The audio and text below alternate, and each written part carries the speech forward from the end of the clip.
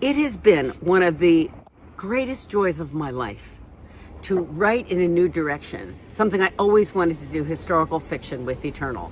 So this is me thanking you so much for embracing that novel, which, as you may remember, took you to fascist Italy and during a dark period. And I loved writing it so much, and you guys were so welcoming to it, and it just was great. So I got to do another one, and that's why I'm in Sicily. I wanted to tell you about my new novel, which is called Loyalty. And you can see this incredible setting, Mount Etna in the background. That's it, an active volcano. Don't worry, I have this covered. It's not going to erupt during the video, God forbid. But I wanted to tell you about it because it's a love story, and it's set against the rise of the mafia in Sicily.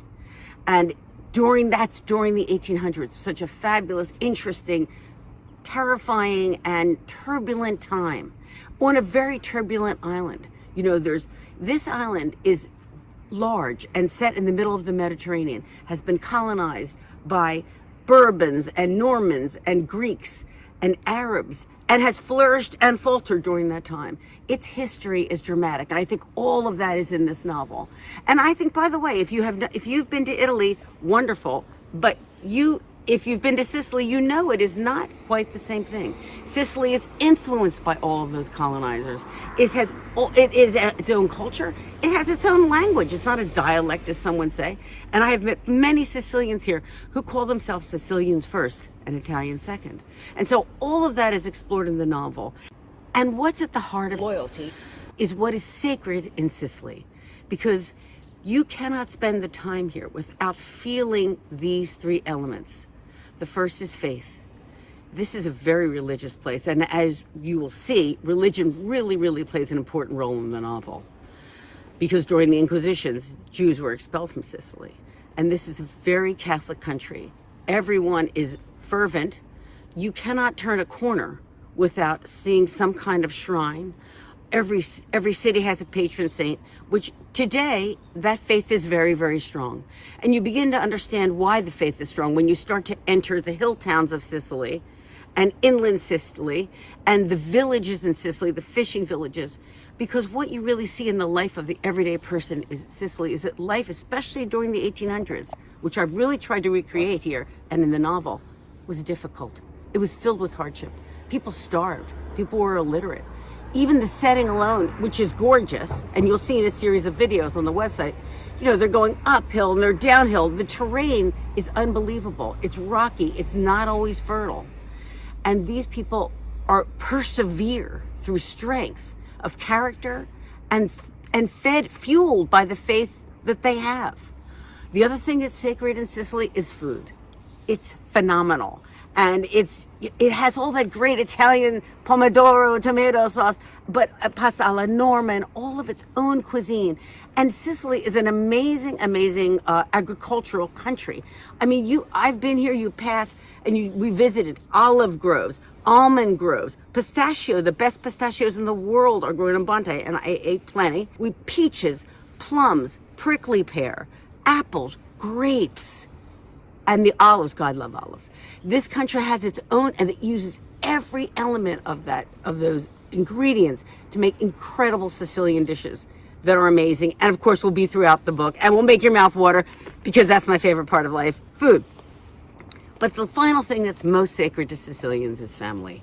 And you really see that when you meet the people here. And part of that is, I think it grew out of the village life, because people tended to stay in their own village. It was called campanilismo. They felt a pride in their village. And also, if you see the villages on the top of a mountain or top of a big hill, you're not really going over to the other village very often. And so it was insular, but it was also protective. And you lived in the village, you grew up in the village, you moved next to your aunt, you knew your uncle, your grandparents lived with you. We kept that custom. That happens in lots of ethnic groups, but you can really see it in Sicily because some of it still pertains today. And I think it is at the heart of the novel. What is family? How do we form family? What if some people are lucky and they have a wonderful family, but some people are less fortunate. And so they have to find family in others, like the characters in the novel, who to a certain extent are outcasts looking for love. And then hopefully they find each other, which is the question that the novel poses. So that's what I wanted to tell you about with Loyalty. I hope you read it. I know you'll love it. And thank you so, so much, honestly, to my readers. For 30 years, you guys have been so loyal to me and followed me book to book, honestly, whatever the genre. I've written standalones, I've written legal thrillers, I've written humor. And now historical fiction, you guys have always been there for me, and I could not be more grateful to you. Thank you very, very much. Grazie.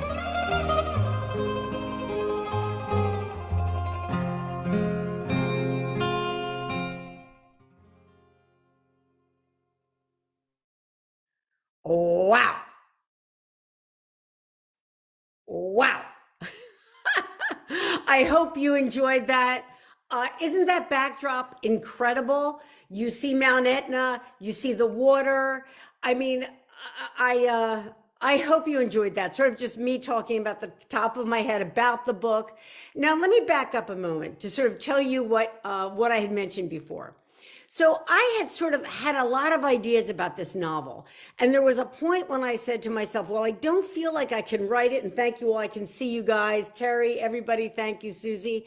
I said to myself, I don't feel that I can write a novel about Sicily, even set in the 1800s, without going to Sicily. I had never been to Sicily. I've been to Italy a bunch of times. And so, but I was locked down for COVID, but there was like a week sort of in between surges. It was horrifying enough, where I said to Laura, maybe we can sneak over, and we did. Now, I want to get to the part where I said about the title, because I'm just also like to open myself up in these things and sort of tell you what's my writing process a little and the trade secret part of our show. And I have to tell you that, people say, do you know what's going to happen in your book? I never know, but I do generally know a title. And that really matters to me because a title is everything. It's like everything is everything. It is the distillation of what is the note you're trying to strike. What is the theme that really matters? What is really resonant? So to go back a minute, like Eternal, in Eternal, where's I have Eternal? This book, first historical fiction I ever wrote, it felt, and thank you for your wonderful comments about it, Taffy, thank you. What am I saying? Videos inspiring. Eternal resonated for me. It was about time. It was about timelessness. It was about a lot of things like that. What abides, what survives war, right? All of that stuff. Also, a book like What Happens to the Bennets, very different book, a thriller. But as I said, also about family and justice. That title, What Happened to the Bennets, I just clued into. I was like, I don't know what's going to happen in this book, but it's going to be about what happened to the Bennets. And that's kind of great because it says there's a family and it says there's something that happens to them. And as soon as I have a title, I have foothold. So this is by way of saying, I went to Sicily. I did all the research. I had a title. The title was Sacred. I thought, it's really speaking to me. You get a little full of yourself, but you're all like, what is, it's an English major. We love books. You see all my books. These are only signed books, right? I love books. And the idea of sacred really moved me because it meant important.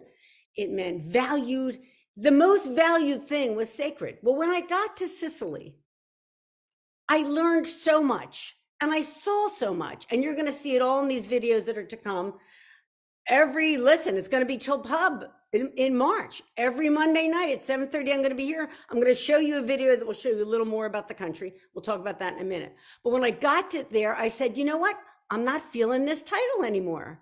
I didn't know that till I came. I want to go, thank you, Eternal is amazing. I started to think more and more as I talked to people. And a little bit, I don't want to get ahead of myself, but I met a lot of Sicilians and talked to them. And they're all talking about their family and they're talking about their friends a lot like their family. And what I was hearing was loyalty to country, loyalty to God, whichever God they worship, however they worship God, loyalty to each other, loyalty to other Sicilians. And I came to understand, and we'll talk about this in subsequent videos, that when you see the history of Sicily, which had so many colonizers over time, they are fiercely loyal to their soil and to each other. They have a very strong identity. And I said, now the word is loyalty. Well, what happened in the real world is that I went and did these videos.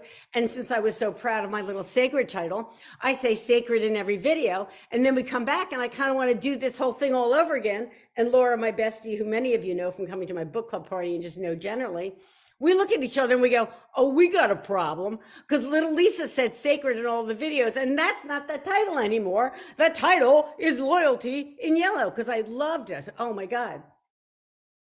So then we said, well, what are we going to do? Well, basically, okay, this is probably too much information, but we said, oh crap, look at me cleaning it up for you.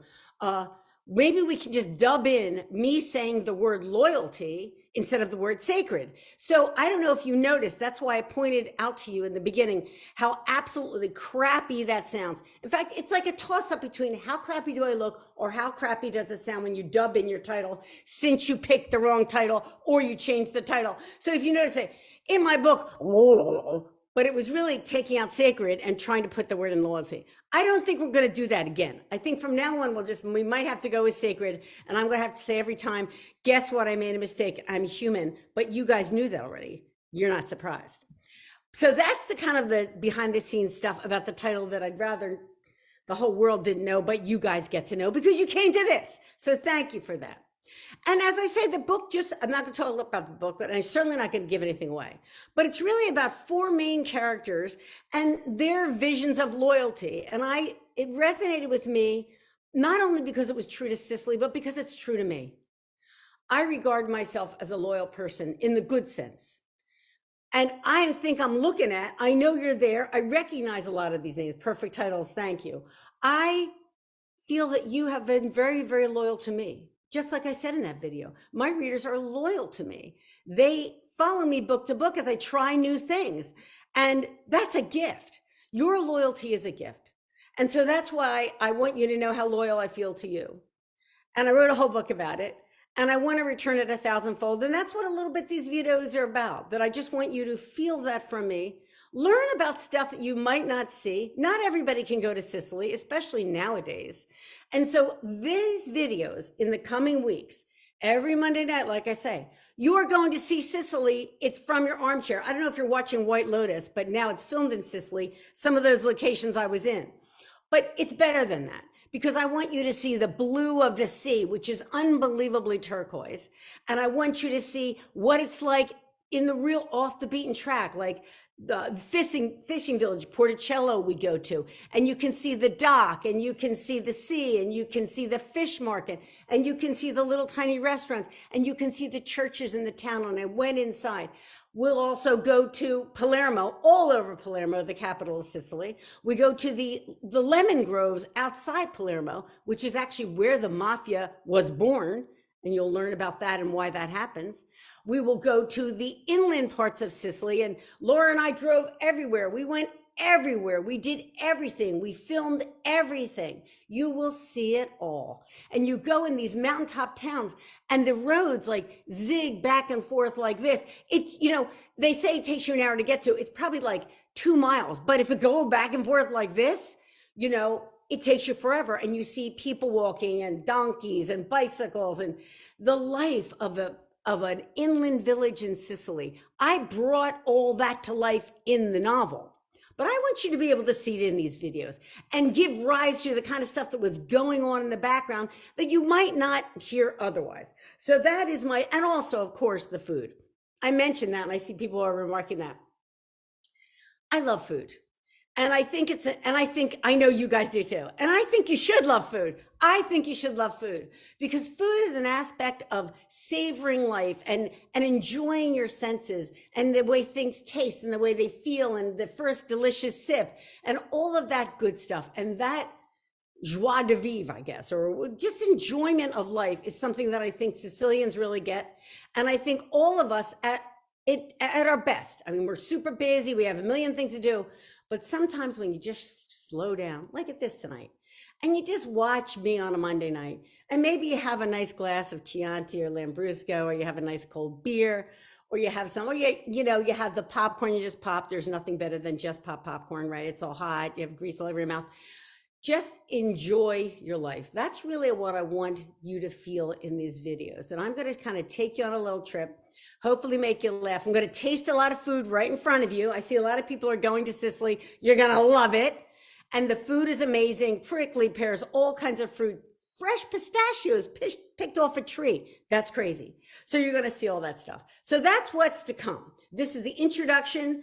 And from now on out, it's going to be me every Monday night with a different aspect of the novel. You know, in time, we'll have it all on the website so you can see all these videos if you miss one, and they'll be on Facebook too.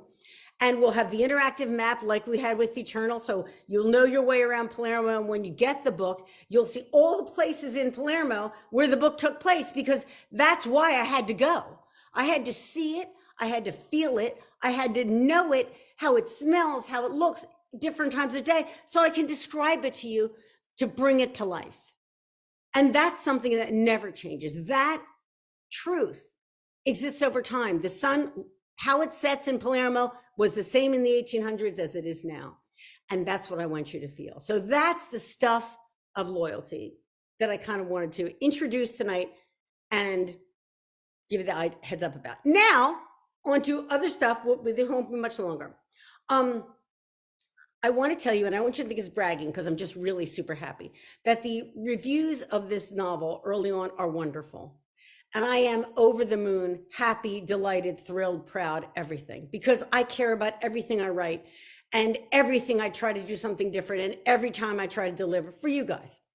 So, and now let me take a second to tell you about blurbs. If you remember Eternal, you know, there's like blurbs. What is a blurb? A blurb is when you, well, here's how I do blurbs. Okay. So this is only the Lisa Scottolini show, right? I don't know a lot of authors. In fact, I don't really know. I just sit in my house in the suburbs with my dogs, who are now locked in the bedroom because they cannot be trusted, as you know. So what is a blurb? Well, a blurb is this. Like, let's say, I read a lot, you see, right? I read a lot. When I see somebody wonderful writing something wonderful, I go, wow, that person's really good. And like you, I don't know them. I look at their author picture. She seems nice. I write an email, I go, your last book was great. Usually these authors are super nice. They'll write you back. They go, oh my God, you're so nice. I really like your books. Then we jump up and down, at least on email. And then at some point, we know that we have to, we sort of have to package this book in some way and communicate to people what this book's about. And God knows it's hard to get reviewed and all that stuff. So we say to each other, will you read my new book? And if you like it, would you give me a blurb? I clarify this because I think people don't know it. A lot of people think you pay for blurbs. You do not. But how you get a blurb is, for me, you ask people whose writing you admire. That means that I am lucky enough to have blurbs from people whose books I think are wonderful. Martha Hall Kelly, right? Lilac Girls. Chris Bojalian, Hour of the Witch. Paula McLean. I've been so lucky in these Stephanie Dre. Wonderful, wonderful blurbs. For this book, I just said, well, who am I reading lately and who am I loving? And the person I thought of first was Kristen Harmel. I have just a few of her books here to show you because I don't want to drive you nuts. But this is The Forest of Vanishing Stars, which was her most recent book. I loved this book. I thought it was so terrific. It takes place during the Holocaust, but it's really about a group trapped in a forest and trying to survive in a forest. So it actually was an interesting combination. I love crawdads, if you read Crawdads. The naturalism in that book was really, really interesting and well observed. This is a book that's a little like a World War II Holocaust novel that has crawdads touches in it, because these kids have to learn to survive in a woods and get out of it somehow and escape Nazis. And I thought it was really, really interesting. Kristen is wonderful. She also wrote The Paris Daughter, which is coming out in June. And she has an anniversary book out called The Sweetness of Forgetting. You may know one of her most popular books, which I also love, The Book of Lost Names, or even The Winemaker's Wife. She is terrific. She was kind enough. I didn't know her. I wrote her an email. I said, I'm a huge fan of yours. If you like loyalty, would you mind very much giving me a blurb? And may I tell you that she did, which is so nice of her. And I will tell you what she said, because I'm proud. Loyalty is a beautiful, bold, and brilliant masterpiece that, in the spirit of The Godfather, because it has that mafia stuff, right, reminds us of the perils of blind allegiance, the consequences of betrayal, and the length to which one will go for family. A breathtaking tour de force. That's by Kristen Harmel. I mean, I'm so honored by that. And I think she really touches on, and you don't tell them what to say, right? They just read your book, they say what they're going to say. But for me, it's so validating. And I think vis-a-vis you guys, it's kind of interesting because it dovetails with what I was saying about the title, right? You go, yes, Kristen Harmel is a wonderful person and author. She is a wonderful person and author. You know, that she gets like the perils of blind allegiance. Like I started to say to you before, loyalty, a good thing, but also can be a bad thing. Blind loyalty, not a good thing. When does loyalty start being blind? When does loyalty shade into being something much, much darker and not a virtue anymore? She got that. I am so honored by her blurb. I hope you read Kristen Harmel. I think you would love her. I know I do. So thank you, Kristen. Bookstores have been so wonderful to me about doing personalized copies. There are two bookstores near me that you can find online. One is Main Point Books and the other is Town Book Center that will do a personalized or signed copy. Barnes and Noble, by the way, will have signed copies of Loyalties. So with the holidays coming up, if that's the kind of thing you want to do to enter the contest with, go right ahead. We want to make it easy. We want to support these stores. Thank you very, very much. And I guess I'll close it out and we'll see you next Monday night at 7:30. Thank you again very, very much. Take care.